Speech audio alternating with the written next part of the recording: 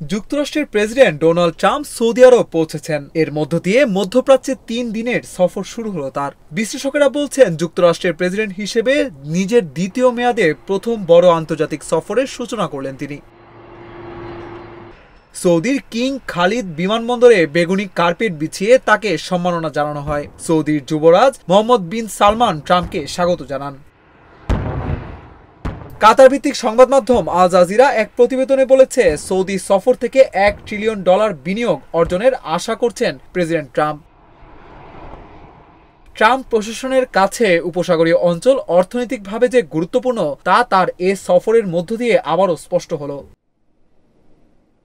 British সংবাদ মাধ্যম BBC জানিয়েছে, ট্রাম্প সৌদি আরবের রাজধানী রিয়াদে দেশটির যুবরাজ মোহাম্মদ বিন সালমানের সঙ্গে আজ বৈঠক করবেন। বুধবার সেখানে উপসাগরীয় দেশগুলোর নেতাদের এক শীর্ষ সম্মেলনে অংশ নেবেন। সেদিনই কাতার সফরে যাবেন তিনি। পরের দিন বৃহস্পতিবার সংযুক্ত আরব আমিরাত সফরের মধ্য দিয়ে তার ৩ দিনের মধ্যপ্রাচ্য সফর শেষ হবে। তবে মধ্যপ্রাচ্য সফরে গেলেও মধ্যপ্রাচ্যে যুক্তরাষ্ট্রের সবচেয়ে ঘনিষ্ঠ মিত্র ইসরায়েল সফর করবেন না ট্রাম্প। আল জাজিরা বলছে, ট্রাম্পের ইসরায়েল সফরে না যাওয়ার সিদ্ধান্ত মার্কিন ইসরায়েল সম্পর্ক নিয়ে বেশ উদ্বেগ সৃষ্টি করেছে।